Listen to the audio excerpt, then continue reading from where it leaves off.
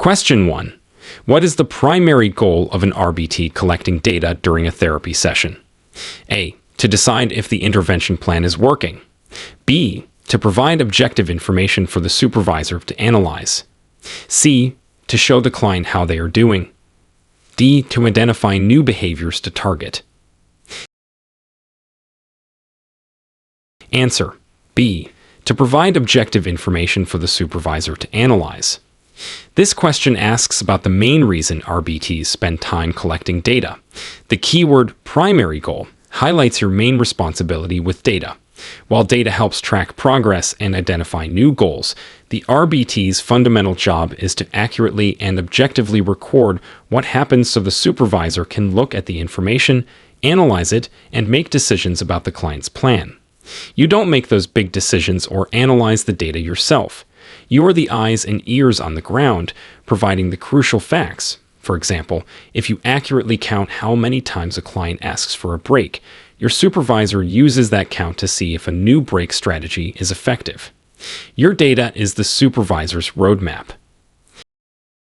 Question 2. A stimulus is added following a behavior, and the future frequency of that behavior decreases. This describes A. Positive reinforcement. B. Negative reinforcement. C. Positive punishment. D. Negative punishment. Answer. C. Positive punishment. This question is testing your understanding of punishment. The key phrases are stimulus is added and future frequency of that behavior decreases. Positive in ABA means adding something, and punishment means the behavior is less likely to happen again. So, positive punishment is when you add something unpleasant or aversive right after a behavior, and it makes that behavior happen less often in the future. For instance, if a dog barks, behavior, and you spray them with water, adding stimulus, and they bark less in the future, that's positive punishment. Remember, positive means add, and punishment means the behavior goes down. Question 3. When implementing a skill acquisition plan, the RBT should A. Make changes to the plan based on their own judgment. B. Follow the plan exactly as written by the supervisor. C. Only implement the parts of the plan they think are important. D. Ask the client what they want to work on each session. Answer. B. Follow the plan exactly as written by the supervisor. This question is about your role in implementing treatment plans. As an RBT, your main responsibility is to carry out the plan developed by your supervisor. The plan is designed based on assessments and the supervisor's expertise, so it's crucial to follow it precisely. You don't have the authority or training to make changes, select parts to implement, or let the client dictate the plan, even if they have preferences. Your accurate implementation ensures the plan is being tested and the data you collect is reliable. If you think a change is needed, you should discuss it with your supervisor, but follow the written plan until instructed otherwise. Question 4. Which of the following is the best example of an operational definition? A. John was mad. B. John had a tantrum. C. John cried, screamed, and threw toys for 5 minutes. D. John wanted attention. Answer. C. John cried, screamed, and threw toys for 5 minutes. This question asks you to identify the best operational definition. An operational definition is a clear, specific description of a behavior that someone else can easily observe and measure. It avoids interpretations of feelings, mad, or internal states, wanted attention, or vague terms, tantrum. Option C describes specific actions, cried, screamed, threw toys, that are observable and provides a way to measure it, for 5 minutes. 2 different RBTs watching John would likely agree on when this behavior is happening based on this definition. Remember, make it observable and measurable. Question 5. The RBT should communicate with the client's parents/guardians. A. Daily providing detailed session summaries and treatment decisions. B. Only about scheduling and basic information, referring clinical questions to the supervisor. C. About anything the parent asks, as they are the client's guardians. D. Never, as all communication must go through the supervisor. Answer B. Only about scheduling and basic information, referring clinical questions to the supervisor.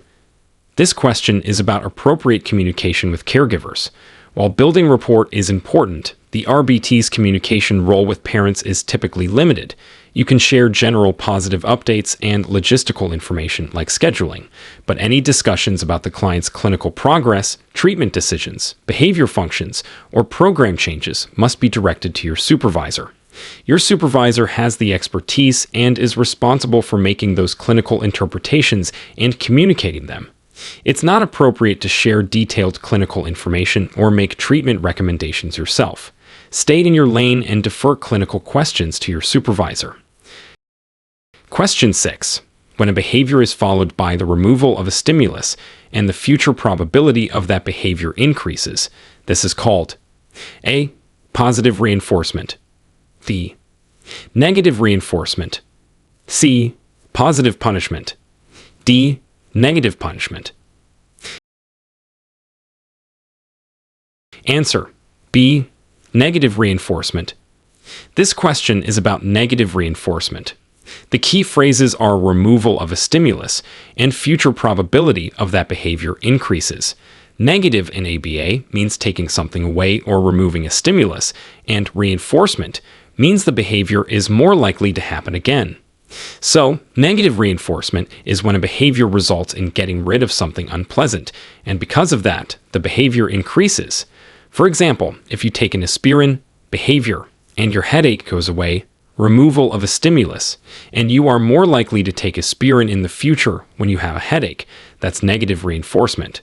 Think of negative as subtraction, leading to more behavior. Question 7. Which measurement method would be best for a behavior that happens for a continuous period of time, like reading a book or engaging in imaginative play? A. Frequency. B. Duration. C. Latency. D. Interval recording. Answer B. Duration. This question asks about the best measurement for behaviors that last for a while. The keyword continuous period of time is the main clue. When you want to know how long a behavior occurs, you measure its duration. Frequency is for counting discrete occurrences. Latency measures the time from an instruction to the start of the behavior. Interval recording gives an estimate of occurrence within intervals. For behaviors like reading, playing, or tantruming, knowing how long they last is often the most meaningful information, making duration the best choice. Question 8. If a behavior reduction plan involves using DRO, differential reinforcement of other behavior, this means you will provide reinforcement when A. The client engages in a specific alternative behavior. B. The client engages in a behavior that is physically incompatible with the target behavior. C. The target behavior has not occurred for a specific period of time. D. The client engages in the target behavior at a lower rate. Answer C. The target behavior has not occurred for a specific period of time. This question is about DRO, differential reinforcement of other behavior. DRO involves reinforcing the absence of the challenging behavior for a specific amount of time. You set a timer, and if the target behavior doesn't happen during that interval, the client earns reinforcement. If the behavior does happen, the timer resets, you are reinforcing other behavior, anything other than the challenging behavior. DRI reinforces a specific alternative behavior. DRI reinforces an incompatible behavior. DRL reinforces the behavior at a lower rate. DRO is about reinforcing the zero occurrence of the behavior. Question 9. Before you begin collecting data on a new behavior, what is the most important thing you need from your supervisor? A. A clear written explanation of the behavior's function. B. An operational definition of the behavior. C. A prediction of how often the behavior will occur. D. Information about what measurement method other RBTs use. Answer B. An operational definition of the behavior. This question asks about the essential prerequisite for data collection. The keyword most important thing tells you to prioritize. To collect accurate data, everyone observing the behavior must agree on what it looks like. An operational definition provides that clear, measurable, objective description. Without it, different people might count different things, making the data unreliable. Knowing the function is important for intervention, but not for collecting the data itself. A prediction or what others use aren't as fundamental as having a clear definition of the behavior you're supposed to track. A good operational definition ensures consistency in your data collection. Question 10. You are teaching a client to follow the instruction, sit down. When you say, sit down, SD, you immediately gently guide them by their shoulders to a sitting position, physical prompt. This is an example of using which type of prompt? A. Gestural prompt. B. Verbal prompt. C. Model prompt. D. Physical prompt. Answer: D. Physical prompt. This question asks you to identify the type of prompt used in the scenario. The key phrase is gently guide them by their shoulders. A physical prompt involves physically assisting the client to perform the desired behavior. A gestural prompt is a gesture, like pointing. A verbal prompt is spoken or written, like saying, use your words. A model prompt is demonstrating the behavior for the client to copy. Guiding the client's body is a direct physical prompt. Question 11. Confidentiality means protecting the client's private information. Which of the following is a violation of confidentiality? A. Discussing a client's progress with their parent during a scheduled meeting. B. Calling your supervisor to discuss a challenge you encountered during a session. C. Talking about a funny incident that happened with your client at a family dinner, without using names. D. Discussing a client's case with another RBT who is also on the client's treatment team. Answer: C. Talking about a funny incident that happened with your client at a family dinner, without using names. This question is about maintaining client confidentiality. Even if you don't use the client's name, sharing identifiable details or anecdotes about a client outside of the professional context, with family, friends, etc., is a violation of confidentiality. The details themselves could make the client or situation recognizable, and discussing private information with people not involved in treatment is unethical. Discussing progress with parents, option A, consulting your supervisor, option B, and discussing with authorized team members, option D, are all appropriate professional communications. Keep client stories within the professional bubble. Question 12. If a client engages in a behavior like screaming, primarily to get access to a specific toy or activity, the function of that behavior is likely A. Attention. B. Tangible. C. Escape/avoidance. D. Automatic. Answer: B. Tangible. This question asks you to identify the function of a behavior based on the consequence. The key phrase is primarily to get access to a specific toy or activity.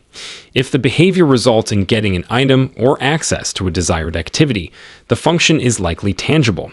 Attention is for getting social interaction. Escape/avoidance is for getting away from something unpleasant. Automatic is for internal sensations or effects. When the motivation is to obtain a specific item you can touch or use, think tangible. Question 13. Which of the following is a reason an RBT might use a token economy? A. To punish challenging behavior by taking tokens away.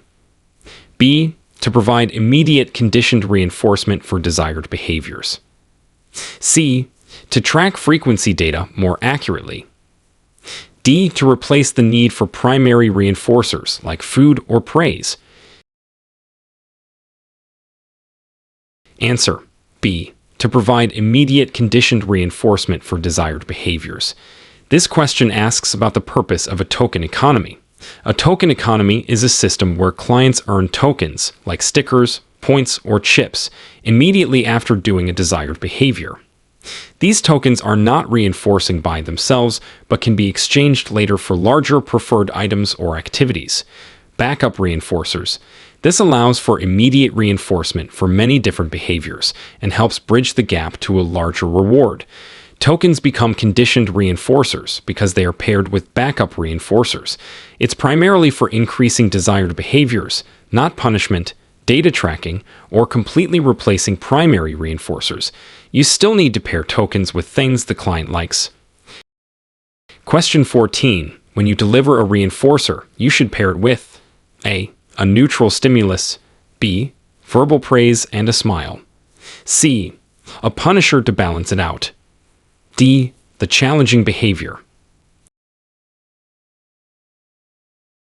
Answer. B. Verbal praise and a smile. This question is about pairing. Pairing is the process where you associate yourself and social interaction, like praise, smiles, or a friendly tone, with the delivery of reinforcement. This makes your presence and social attention become reinforcing over time. A conditioned reinforcer. When you give a tangible item or access to a fun activity. Reinforcement. You should consistently provide positive social interaction at the same time. This helps make therapy more positive and makes the client enjoy interacting with you, increasing their motivation to learn. You definitely wouldn't pair reinforcement with a punisher or the challenging behavior. Question 15. Before starting a new skill acquisition program with a client, the RBT should A. Independently assess the client's current skill level. B. Review the plan with their supervisor and clarify any questions. C. Decide which prompts they will use for the skill. D. Purchase necessary materials without supervisor approval. Answer. B. Review the plan with their supervisor and clarify any questions. This question is about preparing to implement a new program. Before you start working on a new skill with a client, it's essential to fully understand the plan your supervisor created.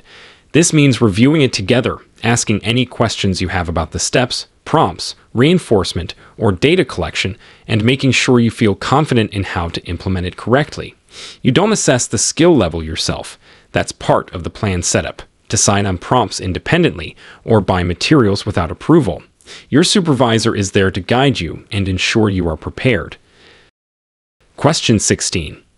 A client is learning to identify colors. When you hold up a red card and say, "Touch red," the client touches the red card. This is an example of A. Mand. B. Tact. C. Listener responding trial. D. Intraverbal trial. Answer. C. Listener responding trial. This question asks you to identify the type of verbal behavior or trial. The instruction is verbal, touch red, and the client's response is nonverbal, touching. This is the definition of listener responding. The client is acting based on what they heard. A mand is asking for something. A tact is labeling something you see or hear. An intraverbal is a verbal response to a verbal stimulus, like answering a question. This is a classic listener responding task, where the client shows they understand the spoken word by performing an action. Question 17. When fading prompts, you should aim to move from A. Least intrusive prompts to most intrusive prompts. B. Most intrusive prompts to least intrusive prompts. C. Physical prompts directly to no prompts. D. Prompts provided by the RBT to prompts provided by the parent. Answer. B. Most intrusive prompts to least intrusive prompts. This question is about the process of prompt fading. Prompt fading involves gradually reducing the amount of help you give a client. To do this effectively, you typically start with whatever level of prompt is needed for the client to be successful, which might be a more intrusive prompt like physical guidance, and then systematically reduce the level of assistance, moving towards less intrusive prompts like gestural or verbal, until the client can respond with no prompt at all, just to the instruction. The goal is to get rid of the prompts entirely, not switch who provides them or skip steps. Start with more help, end with less or none. Question 18. If a client's behavior of throwing items occurs because they want you to pick them up and give them back, the function is likely. A. Attention. B. Tangible. C. Escape/avoidance. D. Automatic. Answer. A. Attention. This question describes a behavior maintained by attention. The key is what the client gets after the behavior occurs, you picking up the items and giving them back. If this social interaction, even negative attention like stop throwing, is what reinforces the behavior, the function is attention. It's not primarily to get an item to keep, tangible, to get out of a demand, escape, or for internal sensation, automaticity. If the behavior reliably gets a reaction or interaction from another person, think attention. Question 19. When collecting ABC data, the A stands for A. Action. B. Effect. C. Antecedent. D. Analysis. Answer. C. Antecedent. This question asks about the components of ABC data. ABC stands for antecedent, behavior, consequence. The A is what happened immediately before the behavior occurred. This is the trigger or situation. The B is the behavior itself, the observable action. The C is the consequence, what happened immediately after the behavior. ABC data helps your supervisor understand the context and potential function of a behavior by looking at what happens right before and right after it. Question 20. An RBT's direct support and training are provided by their A. Client's parents. B. BCBA or BCAB, a supervisor. C. Other RBTs. D. Office manager. Answer. B. BCBA or BCAB, a supervisor. This question is about who provides supervision for an RBT.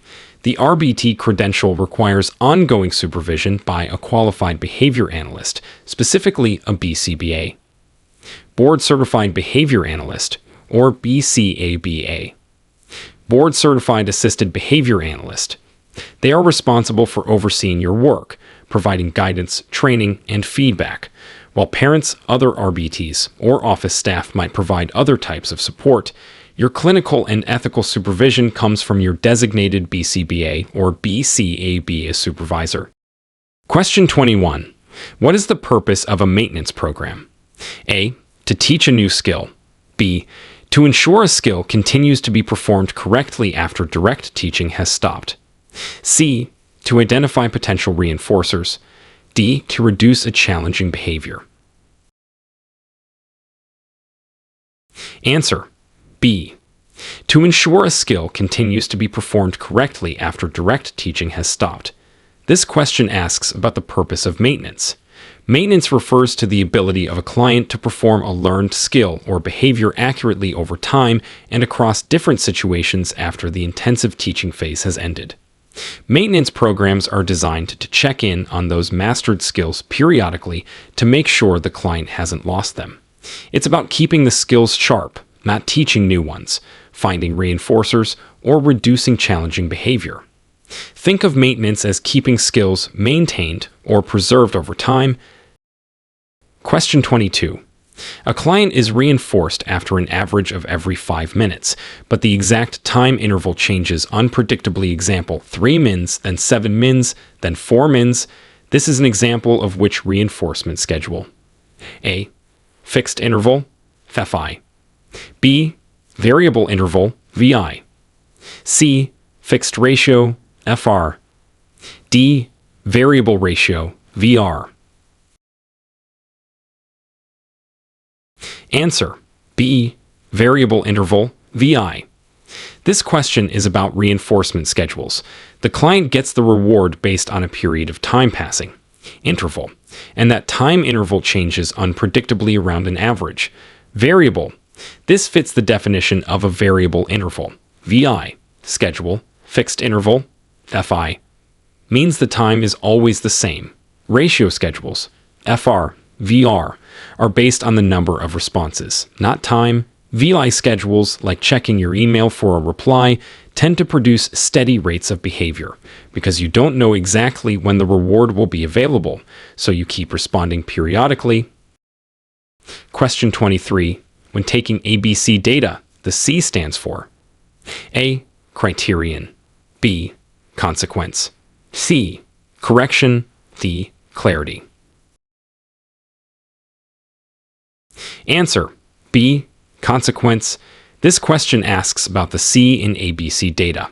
As discussed, ABC stands for antecedent, behavior, consequence. The C is what happened immediately after the behavior occurred. This consequence is what might be maintaining the behavior, making it more or less likely in the future. It's not the criterion for success, a correction given, or the clarity of the definition. It's simply the immediate outcome or result that follows the behavior. Question 24. You are teaching a client to wash their hands. You help them with every step except the last step, drying hands, which they do independently. You reinforce them after they dry their hands. This is an example of using A. Forward chaining, B. Backward chaining, C. Total task chaining, D. Shaping. Answer: B. Backward chaining. This question describes backward chaining for teaching a multi-step skill. In backward chaining, you teach the steps starting from the end of the task. You prompt the client through all the steps except the last one, which they perform on their own. Completing the last step independently results in the natural reinforcement, having clean, dry hands or receiving specific reinforcement. Once they master the last step, you teach the second to last step plus the last step, and so on, working backward. This example clearly shows teaching the last step first. Question 25. If a client's challenging behavior increases significantly in frequency, intensity, or duration right after you start implementing an extinction procedure, this is likely an A. Successful outcome, B. Extinction burst, C. Sign that extinction is not working, D. Replacement behavior. Answer: B. Extinction burst. This question describes an extinction burst.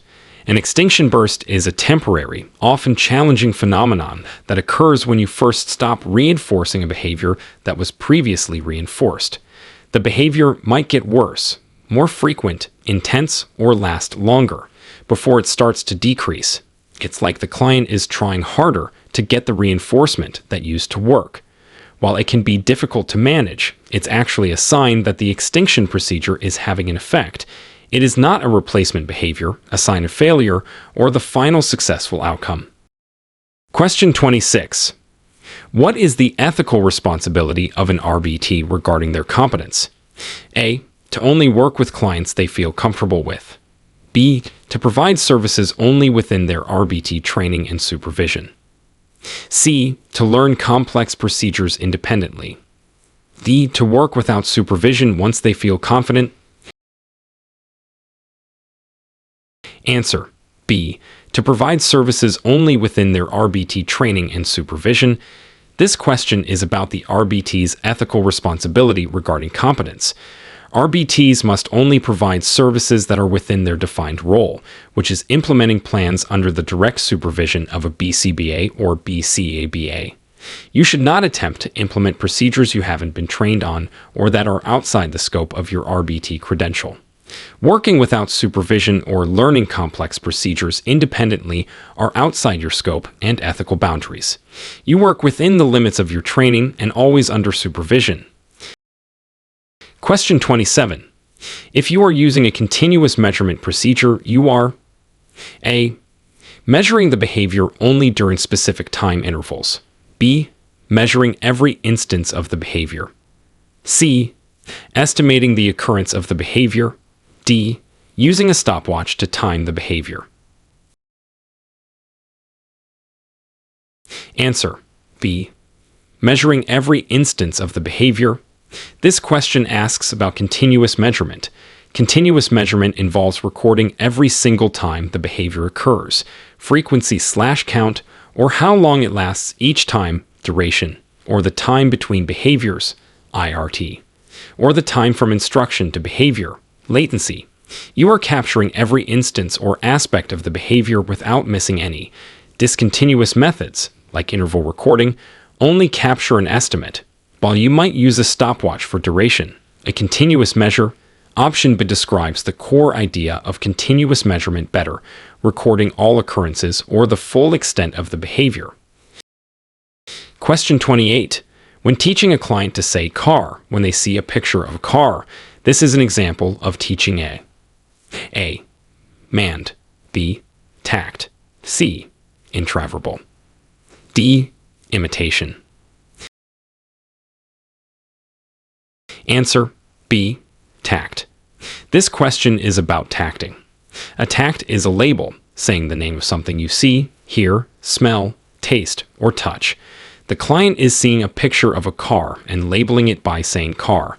This response is controlled by the presence of the nonverbal stimulus. The picture, mands are requests. Intraverbals are verbal responses to verbal stimuli. Imitation is copying an action or sound. When the client is labeling something in their environment, they are tacting. Question 29.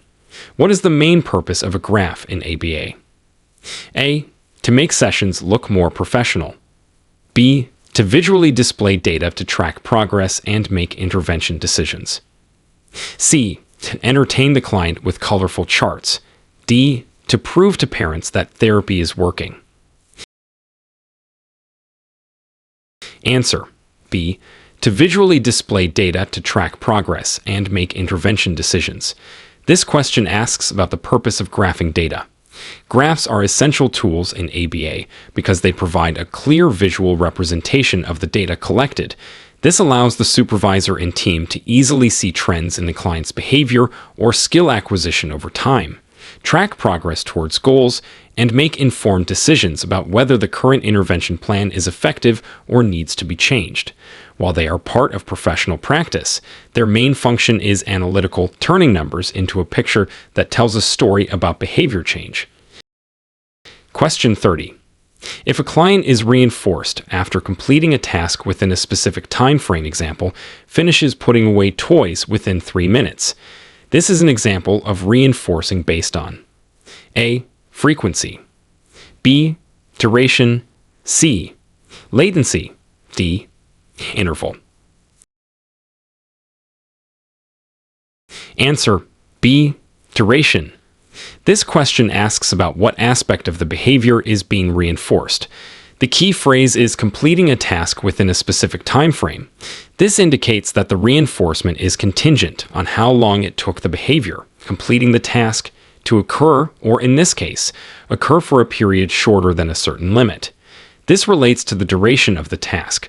Frequency is the count. Latency is the time from an instruction to the start of the behavior. Interval schedules relate to time periods during which a behavior may or may not occur. Here, the reinforcement depends on the duration of the task completion.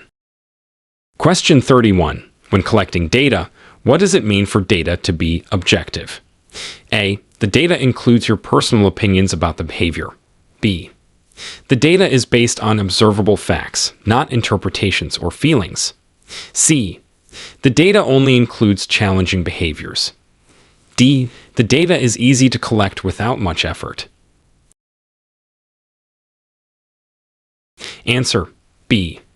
The data is based on observable facts, not interpretations or feelings. This question asks about objective data. Objective data means it's based on things that can be seen, heard, or counted by anyone observing. Observable facts. It doesn't include your personal feelings, opinions, or interpretations about why the behavior happened or how the person felt. For example, saying John hit his head 3 times is objective. Saying John was frustrated and hit his head to get attention includes interpretations and is not purely objective data. Objective data is crucial for accurate measurement and analysis in ABA. Question 32. A client is reinforced for every correct response, but this reinforcement is then gradually reduced, so they are only reinforced every few correct responses. This change in reinforcement schedule is called A. Shaping. B. Fading. C. Thinning. D. generalization. Answer C. Thinning. This question describes the process of thinning a reinforcement schedule.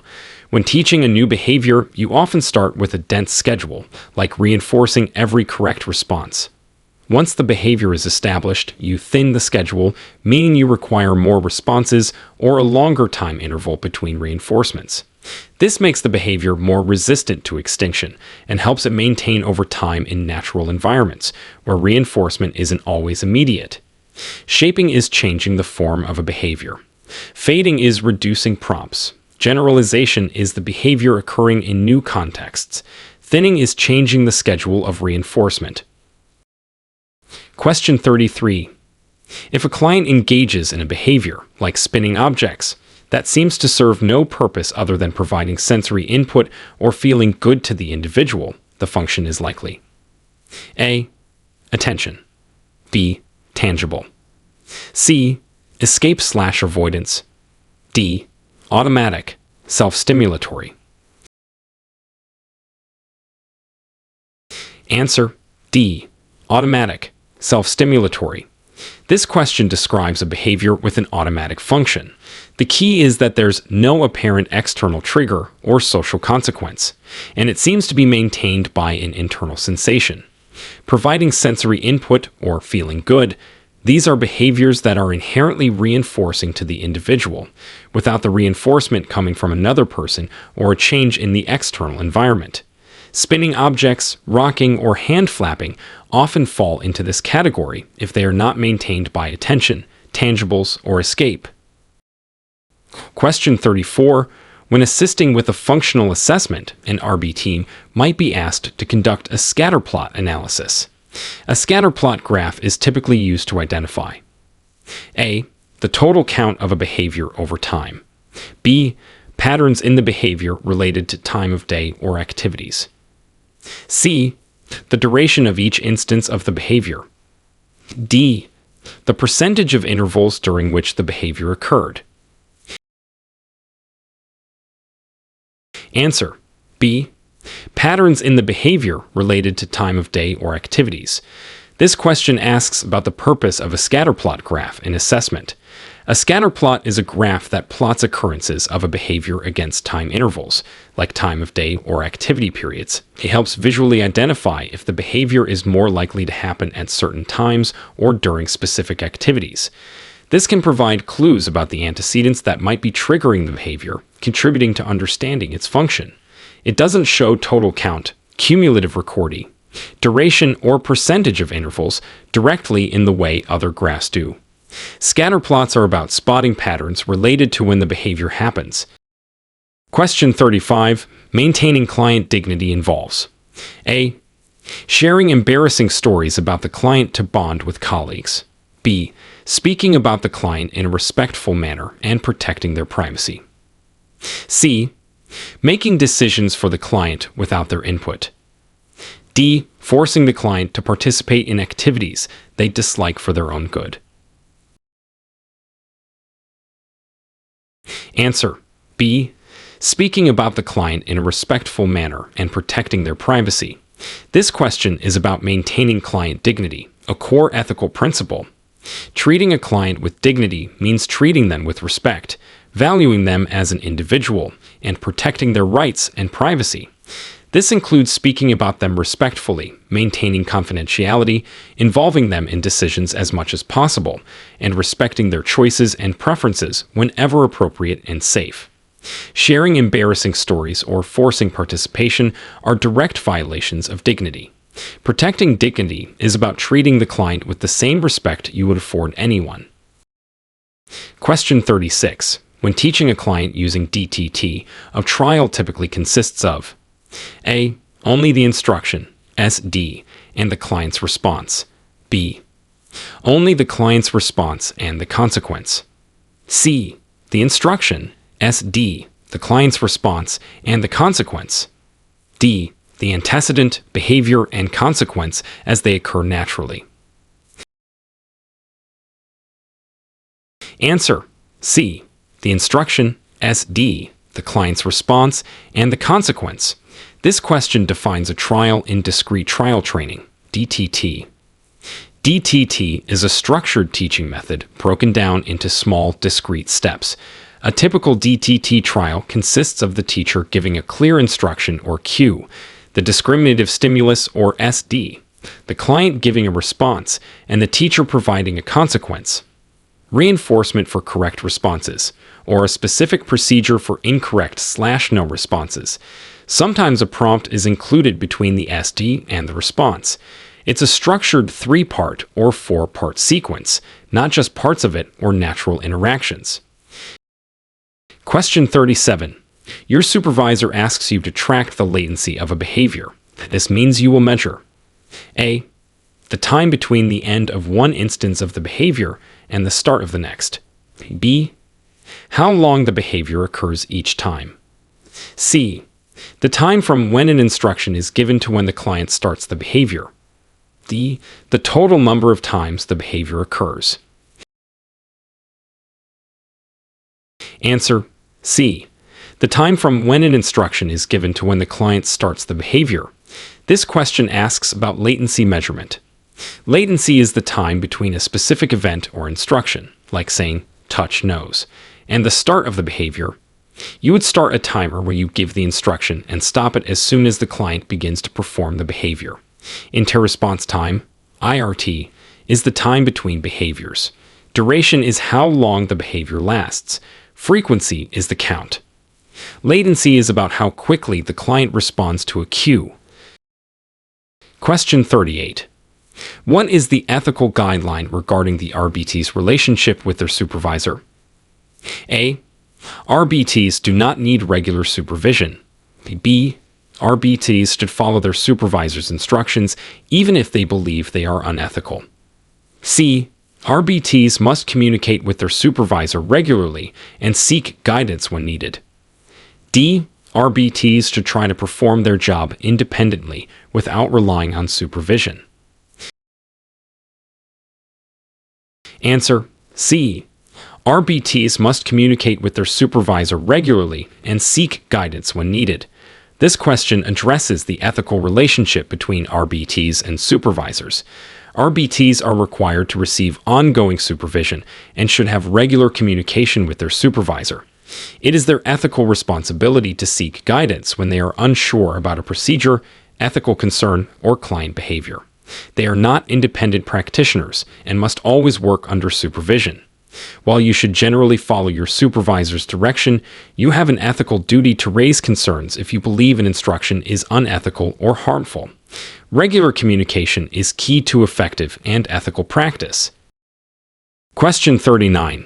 If a client engages in a behavior to get away from a task or situation they dislike, the function is likely A. Attention. B. Tangible. C. Escape/avoidance. D. Automatic. Answer C. Escape/avoidance.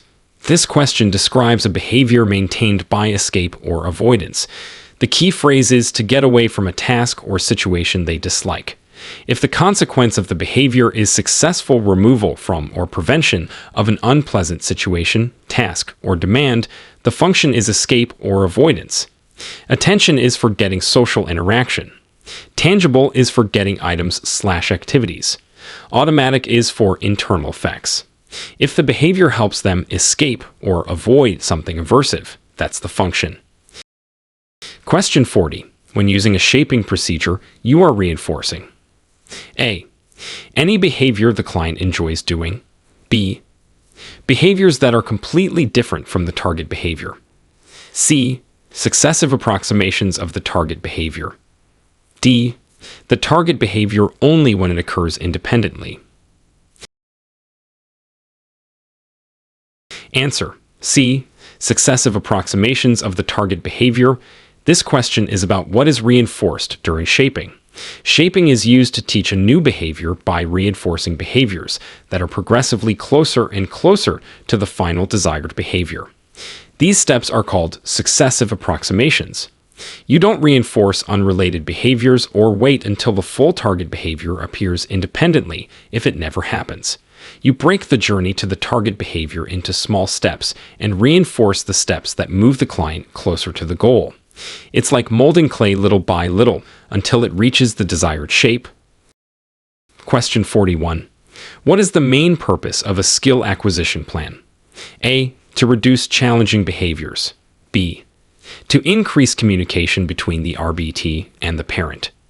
C. To teach new skills and behaviors to the client. D. To determine the function of a behavior. Answer. C. To teach new skills and behaviors to the client. This question asks about the main goal of a skill acquisition plan. Skill acquisition literally means learning or acquiring new skills. So, the plan outlines specific strategies, steps, and procedures for teaching the client skills they don't currently have, such as communication skills, daily living skills, social skills, etc. Behavior reduction plans focus on decreasing challenging behaviors. Functional assessments determine the function of behavior. Skill acquisition plans are your roadmap for teaching new things. Question 42. You collect data on a client's behavior, and your supervisor uses this data to create a graph showing the frequency of the behavior over several weeks. Which column on the graph typically represents the passage of time, sessions, days, weeks? A. The y-axis, vertical axis. B. The x-axis, horizontal axis. C. The legend. D. The data points. Answer. B. The x-axis, horizontal axis.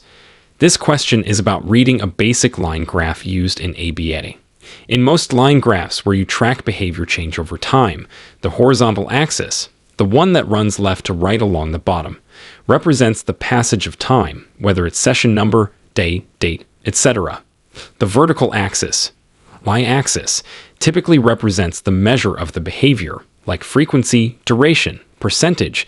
The data points are the dots plotted on the graph, and the legend explains symbols.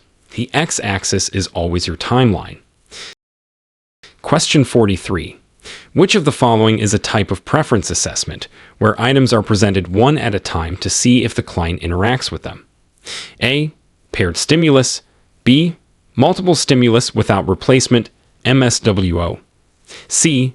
Single stimulus, successive choice. D. Free operant observation. Answer. C. Single stimulus, successive choice. This question describes the single stimulus preference assessment method. The key phrase is items are presented one at a time. In this method, you present individual items to the client and simply record whether they approach, interact with, or consume them, and for how long. This gives you a general idea of what items might be reinforcing. Paired stimulus presents two items at a time. MSWO presents multiple items, and the chosen item is not returned to the array for the next trial. Free operant involves observing what the client chooses to interact with when given access to many items freely. Single stimulus is the simplest method, just showing one item at a time. Question 44. When implementing a differential reinforcement procedure like DRA, it is crucial to A. Reinforce both the challenging behavior and the alternative behavior. B. Withhold reinforcement for the challenging behavior while reinforcing the alternative behavior. C. Only reinforce the alternative behavior some of the time. D. Punish the challenging behavior intensely. Answer. B. Withhold reinforcement for the challenging behavior while reinforcing the alternative behavior. This question is about the core principle of differential reinforcement. Differential reinforcement means you reinforce one behavior, the desired or alternative behavior, while withholding reinforcement for another behavior, the challenging behavior. With DRA specifically, you reinforce a specific alternative behavior that serves the same function or is simply more appropriate, and you put the challenging behavior on extinction. Stop reinforcing it. You must do both parts for it to be differential reinforcement. Reinforce the good, don't reinforce the bad. Reinforcing both. A. Reinforcing the good inconsistently. C. Or using punishment. D. Are not the defining features of DRA. Question 45. What does implementing a treatment plan with fidelity mean? A. Changing the plan whenever you think it's necessary. B. Following the procedures outlined in the plan exactly as they are written. C. Finishing all the planned trials as quickly as possible. D. Using only the most expensive materials for therapy. Answer. B. Following the procedures outlined in the plan exactly as they are written. This question asks about treatment fidelity. Fidelity means faithfulness or accuracy. Implementing a plan with fidelity means you are delivering the intervention exactly as it was designed by your supervisor. This is extremely important because if the plan isn't followed correctly, you won't know if it's ineffective or if it's just being implemented incorrectly. You shouldn't change the plan yourself or rush through it without accuracy. Fidelity is about sticking to the script so the data accurately reflects the plan's effectiveness.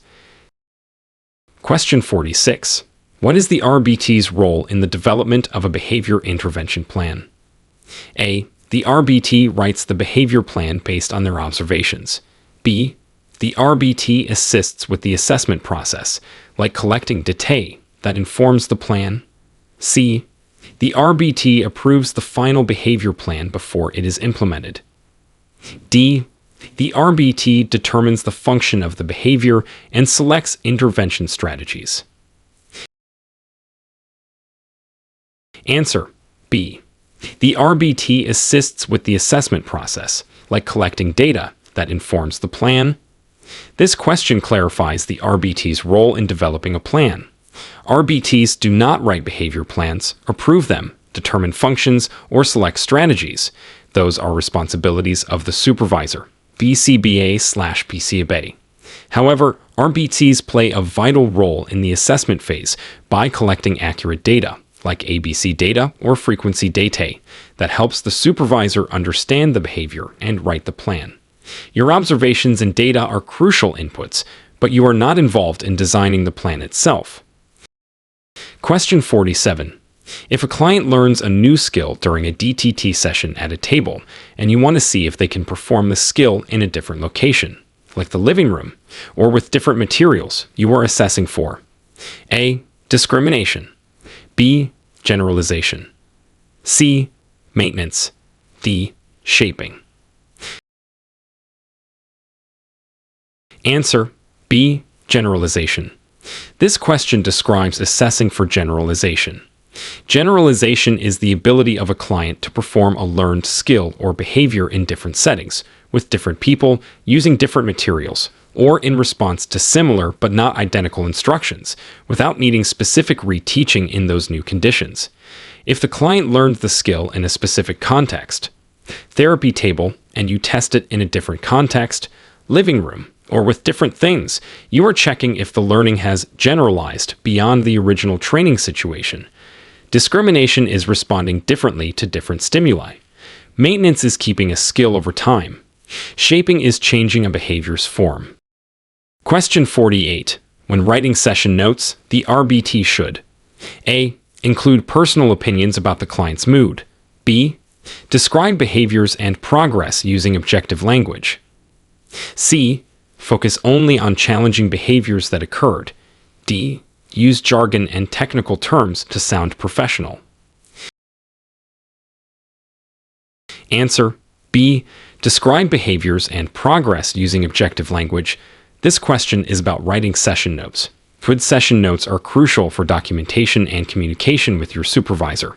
They should be objective, describing observable behaviors and client responses using factual language, rather than including subjective opinions or interpretations of feelings. You should document both skill acquisition progress and challenging behaviors as instructed, and use clear language, avoiding unnecessary jargon or explaining it if used.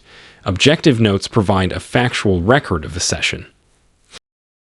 Question 49. What is interresponse time, IRT? A. The time from an instruction to the start of a behavior. B. The duration of a behavior. C. the time between the end of one instance of a behavior and the start of the next. D, the total time a behavior occurred during a session. Answer C, the time between the end of one instance of a behavior and the start of the next. This question defines interresponse time, IRT. IRT measures the time that passes between consecutive occurrences of the same behavior. You start timing as soon as one instance of the behavior ends and stop timing as soon as the next instance of that same behavior begins. Latency is the time from an instruction to the start of the behavior. Duration is how long a single instance lasts. Total duration is the sum of all durations. IRT helps understand the rate of a behavior. Shorter IRTs mean the behavior is happening more frequently. Question 50. If a client engages in a behavior, like crying, and the consequence is that an unpleasant task is removed, and the crying increases in the future when similar tasks are presented, the function is likely. A, attention. B, tangible. C, escape/avoidance. D, automatic. Answer C, escape/avoidance. This question describes a behavior maintained by escape. The behavior, crying, occurs, and the consequence is the removal of something unpleasant. Unpleasant task is removed. Because this consequence happened, the crying is more likely to occur in the future when the client is presented with similar tasks. This is a clear example of negative reinforcement, maintaining escape behavior. The behavior is reinforced by the removal of an aversive stimulus, the task, leading to the behavior increasing.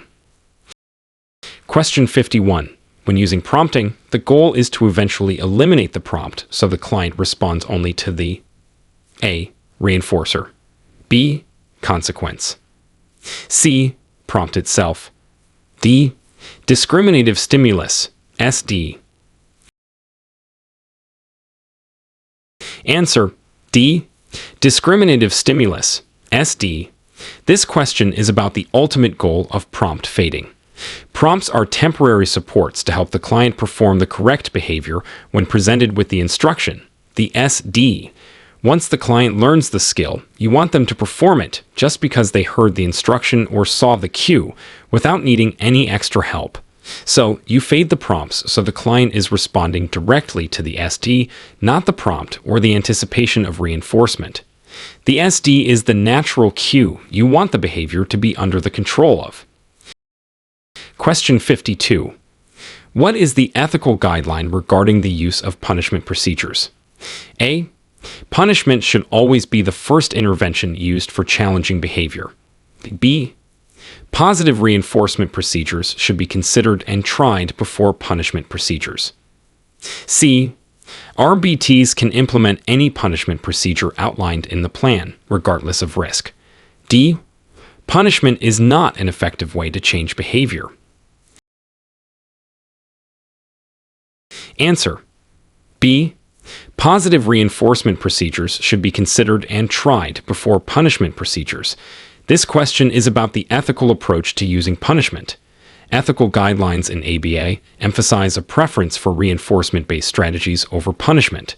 Less restrictive interventions, like positive reinforcement to teach alternative behaviors or extinction, should generally be considered and tried first. Punishment procedures carry more risks and should only be used when less restrictive methods have been found ineffective and after a thorough assessment, with careful planning and supervision. Punishment can be effective, but isn't always the preferred or first choice. Question 53. If a client is reinforced for saying apple only when they see a picture of an apple, but not when they see a picture of a banana, they are demonstrating A, generalization, B, discrimination, C, maintenance, D, shaping. Answer B, discrimination. This question describes discrimination. The client is learning to respond differently to different stimuli. The picture of an apple vis the picture of a banana. They say apple only in the presence of the apple picture, the SD for apple, and not in the presence of the banana picture, and S delta for apple, This shows they can discriminate between the two stimuli. Generalization would be saying apple when seeing different types of apples or pictures of apples. Maintenance is keeping the skill over time. Shaping is changing the form of a behavior. Question 54. The RBT is primarily responsible for the blank of the behavior intervention plan. A. Design. B. Analysis. C. Implementation. D. Evaluation. Answer C. Implementation. This question asks about the RBT's main role in relation to a behavior intervention plan.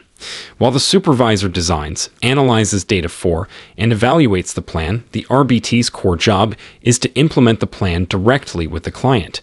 You carry out the procedures, collect the data, and work directly with the client according to the plan specifications. You are the one putting the plan into action. Question 55. When conducting a free operant preference assessment, you A. Present items in pairs and track choices. B. Allow the client free access to a variety of items and observe what they interact with. C. Ask the client to choose between items. D. Present single items and record if they are taken. Answer B. Allow the client free access to a variety of items and observe what they interact with. This question describes a free operant preference assessment. In this method, you set out several potential reinforcers in the environment and simply observe which items the client chooses to interact with, for how long and how often, without presenting specific choices or demands. It's called free operant because the client can freely interact with the items. Paired stimulus and single stimulus involve structured presentations. Asking the client is another method. Ask the caregiver/client. Free operant is based purely on observation of free choice. Question 56. If a client engages in a behavior that results in gaining attention from others, and this makes the behavior more likely in the future, the function is likely. A. Attention. B. Tangible. C. Escape/avoidance. D. Automatic. Answer A. Attention. This question describes a behavior maintained by attention. The key is that the consequence of the behavior is gaining attention from others, and this makes the behavior more likely. Whether it's positive attention, praise, smiles, or negative attention, scolding, yelling. If the behavior results in interaction from others and increases in the future, the function is attention. Question 57. When using total task chaining to teach a skill, you A. Only teach the first step independently at first. B. Only teach the last step independently at first. C. Prompt the client through all steps in the sequence and reinforce upon completion of the last step. D. Teach each step out of order. Answer C. Prompt the client through all steps in the sequence and reinforce upon completion of the last step. This question describes total task chaining. In total task chaining, you attempt to teach all the steps of the skill in every session. You provide prompts for any steps the client can't do independently, but you guide them through the entire sequence from the first step to the last. Reinforcement is typically delivered only after the client has completed the final step of the chain. Forward chaining teaches from the beginning, backward chaining teaches from the end. Total task tackles the whole chain in one go, with prompting for unmastered steps. Question 58. An RBT should report any changes in the client's behavior or living situation to A. The client's parents immediately and only them. B. Their supervisor as soon as possible. C. The funding source directly. D. Other RBTs on social media for advice. Answer B. Their supervisor as soon as possible. This question is about your reporting responsibilities as an RBT. Any significant changes related to the client, whether it's a new behavior appearing, a change in their living situation, health issues, or anything that might impact their services, should be reported to your supervisor immediately or as soon as possible according to your company's procedures. Your supervisor needs this information to adjust plans, communicate with the family appropriately, and ensure the client's well-being. Reporting to parents alone, the funding source, or social media are inappropriate. Question 59. Which ethical principle involves working effectively with others from diverse backgrounds and treating everyone with respect? A. Maintaining professional boundaries. B. Integrity. C. Cultural humility and diversity. D. Confidentiality. Answer: C. Cultural humility and diversity. This question asks about the ethical principle related to respecting differences. The principle of cultural humility and diversity emphasizes that behavior analysts and RBTs should work effectively with clients, families, and colleagues from diverse backgrounds and show respect for cultural differences. It involves understanding how culture might influence behavior and treatment and adapting your approach respectfully. Maintaining boundaries is about relationships. Integrity is about being honest. Confidentiality is about privacy. Question 60. If a client is reinforced for correctly identifying 80% of animals when shown pictures, the 80% represents the A. Frequency. B. Duration. C. Percentage. D. Latency. Answer: C. Percentage. This question asks about the type of measure used. The phrase 80% of animals indicates that the measure is a percentage. Percentage is calculated by dividing the number of correct responses by the total number of opportunities and multiplying by 100. Frequency is a count. Duration is how long something lasts. Latency is the time to start. This example clearly uses a percentage measure. Question 61. When presenting an SD instruction to a client, you should: A. Present it unclearly to see if they are paying attention. B.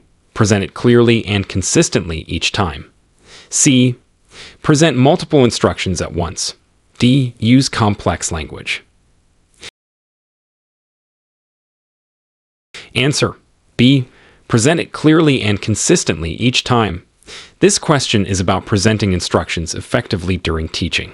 For a client to learn to respond to an instruction, the instruction, SD, needs to be delivered in the same way each time so they can easily discriminate it and know what response is expected.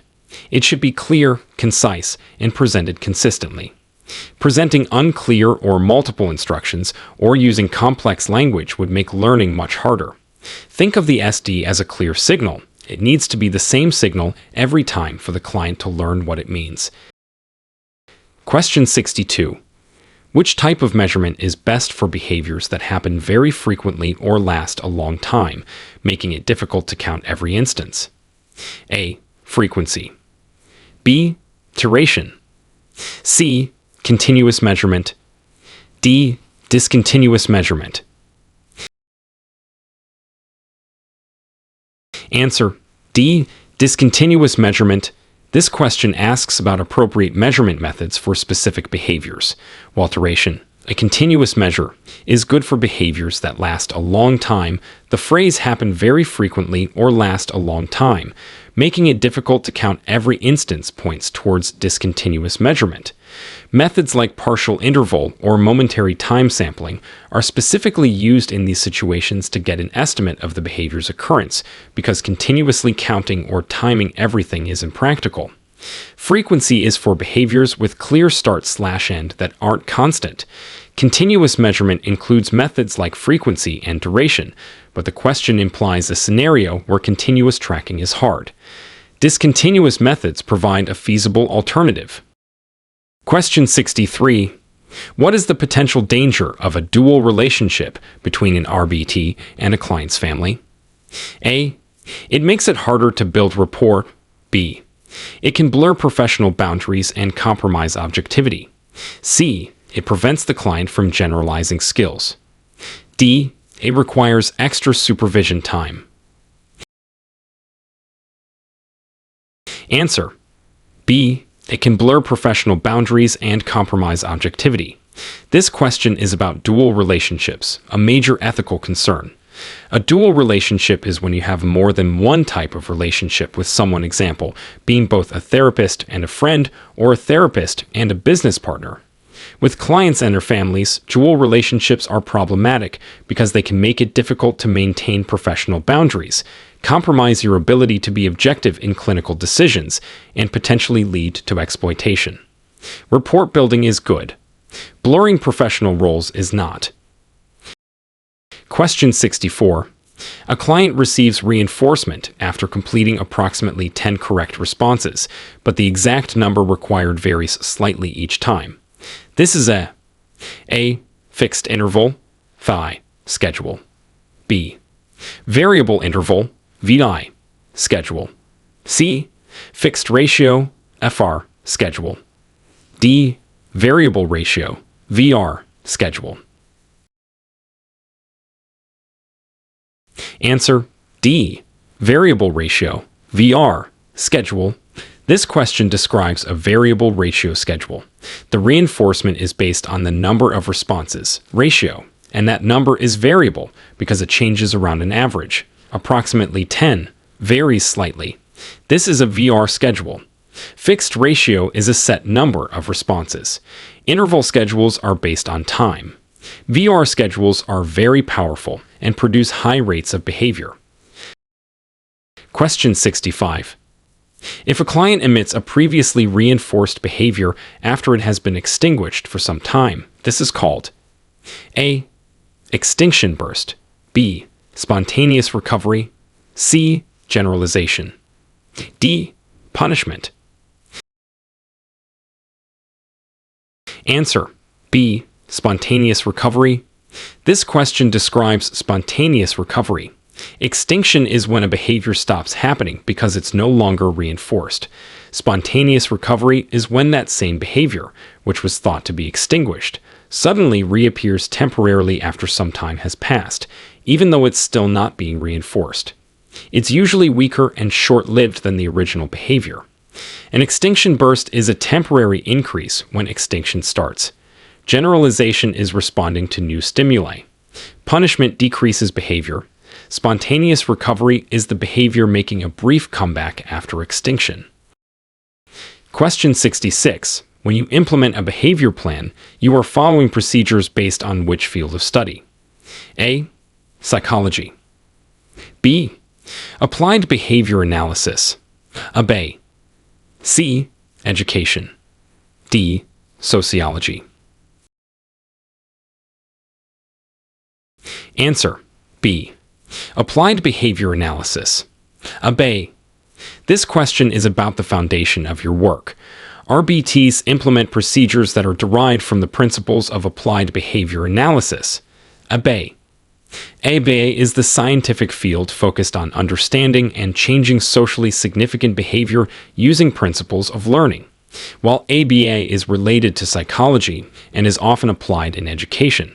The specific technology and procedures you use in a behavior intervention plan are based on ABA principles like reinforcement, punishment, extinction, prompting, etc. You are implementing ABA interventions. Question 67. What is the primary difference between positive and negative reinforcement? A. Positive reinforcement uses pleasant things. Negative reinforcement uses unpleasant things. B. Positive reinforcement involves adding a stimulus. Negative reinforcement involves removing a stimulus. C. Positive reinforcement increases behavior. Negative reinforcement decreases behavior. D. Positive reinforcement is planned. Negative reinforcement happens accidentally. Answer: B. Positive reinforcement involves adding a stimulus. Negative reinforcement involves removing a stimulus. This question asks about the difference between positive and negative in the context of reinforcement. Both positive and negative reinforcement increase the likelihood of a behavior happening again. The difference lies in how the reinforcement is delivered. Positive reinforcement involves adding a stimulus after the behavior, while negative reinforcement involves removing a stimulus after the behavior. It's about addition, plus, there's subtraction. Not about whether the stimulus is pleasant or unpleasant, though it must function as a reinforcer, meaning it increases the behavior. Question 68. The ethical code requires RBTs to maintain client records for a specific period of time. Why is this important? A. To prove that the RBT was busy during sessions. B. To allow for continuity of care and supervision. C. To share with the client's future employers. D. To use as examples during training new RBTs. Answer. B. To allow for continuity of care and supervision. This question is about the importance of record keeping. Keeping accurate and organized client records, like data sheets, session notes, etc., for the required time is essential for ethical practice. These records provide a history of the client's progress, interventions used, and outcomes. This information is vital for the supervisor to monitor progress, make informed clinical decisions over time, and ensures continuity if different RBTs work with the client, or if the client transitions to different services. It's about maintaining a professional history of treatment for the client's benefit, not just proving you were busy. Question 69. When you teach a client to imitate an action you demonstrate, you are using which teaching procedure? A. Shaping. B. Discrimination training. C. Modeling. D. Chaining. Answer. C. Modeling. This question asks about a specific teaching procedure. When you demonstrate a behavior and prompt the client to copy it, you are using modeling. Modeling is a type of prompt or teaching strategy where the learner observes someone else perform the behavior and then imitates it. Shaping involves reinforcing successive approximations. Discrimination training teaches different responses to different stimuli. Chaining is for multi-step tasks. Modeling is simply showing the behavior for the client to copy. Question 70. If a client has mastered a skill, which reinforcement schedule is most likely to maintain the behavior in their natural environment? A. Continuous reinforcement, FR1. B. Fixed ratio 10, FR10. C. Variable ratio, VR, or variable interval, VI, schedules. D. Fixed interval, FI, schedules. Answer. C. Variable ratio, VR, or variable interval, VI, schedules. This question is about reinforcement schedules and maintenance. Once a skill is mastered, you want it to continue happening even when reinforcement isn't delivered every single time. Like in natural environments, intermittent schedules, reinforcing some responses or some intervals, make behavior more durable and resistant to extinction than continuous reinforcement. Variable schedules, VR, VI, are particularly effective for maintaining behavior because the unpredictability of the reinforcement keeps the client responding consistently, similar to how many behaviors in the natural world are reinforced intermittently, example getting attention, finding opportunities. Fixed schedules can sometimes lead to pauses after reinforcement. Question 71. You are graphing a client's challenging behavior frequency. If the graph shows the frequency remaining high and not decreasing over several sessions after implementing a new behavior reduction plan, what does this suggest? A. The plan is working well, but it needs more time. B. The plan may not be effective and needs to be reviewed by the supervisor. C. You are collecting data incorrectly. D. The client is choosing not to improve. Answer. B. The plan may not be effective and needs to be reviewed by the supervisor. This question asks you to interpret basic graph data in the context of a behavior plan. If the data shows the challenging behavior is not decreasing after implementing a plan, it strongly suggests that the intervention may not be effective as designed. This is a signal that your supervisor needs to look at the data, analyze what might be happening, and potentially modify the plan. It doesn't necessarily mean you're collecting data incorrectly, though that should always be checked, or that the client is willfully not improving. It indicates the plan needs reevaluation. Question 72. What is a key difference between DTT, discrete trial training, and NET, naturalistic environment training?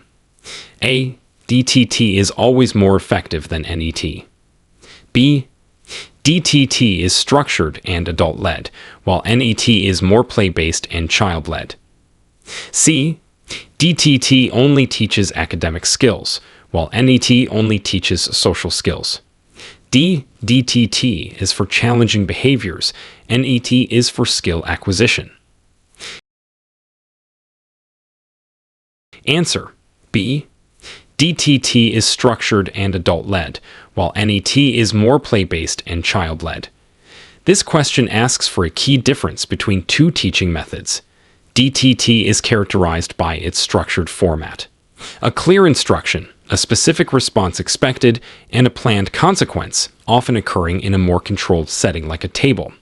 NET integrates teaching into the client's natural routines and interests, using their play or activities as opportunities for teaching, making it more child-led and play-based.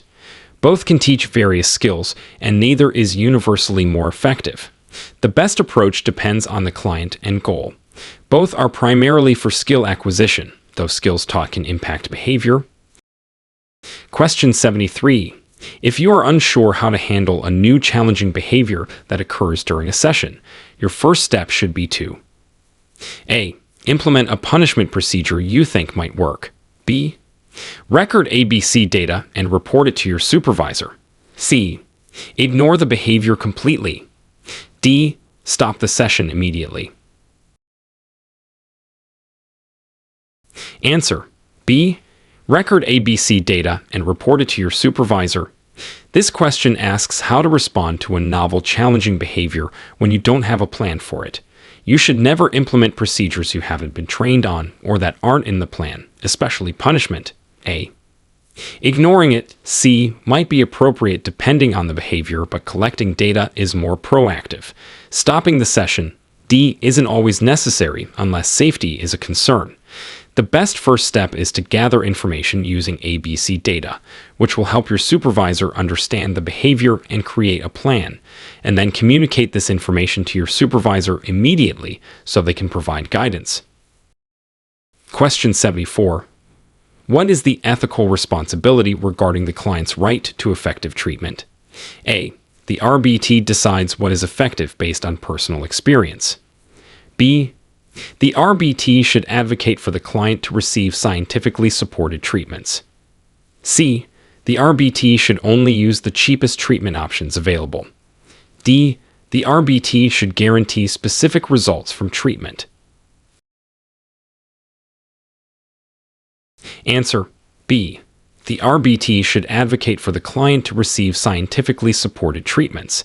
This question is about the ethical principle of providing effective treatment. Clients have a right to interventions that are based on scientific evidence and have been shown to be effective. While RBTs don't design the treatment, they play a role in advocating for the client by implementing the plan correctly, collecting accurate data, and communicating with the supervisor about the client's progress and needs. You don't decide what's effective independently or guarantee results. Effective treatment in ABA is based on research and ongoing database decision-making by the supervisor. Question 75. If a client is reinforced after a fixed number of correct responses, this is A. Fixed interval, phi, schedule. B. Variable interval, VI, schedule. C. Fixed ratio, FR, schedule. D. Variable ratio, VR, schedule. Answer. C. Fixed ratio, FR, schedule. This question asks about a specific reinforcement schedule. The reinforcement is based on a number of responses, ratio, and that number is always the same, fixed number. This describes a fixed ratio, FR, schedule. For example, if a client gets a sticker for every 3 correct answers, that's an FR3 schedule. Variable ratio is a changing number of responses. Interval schedules are based on time. FR schedules typically produce high rates of behavior with short pauses after reinforcement.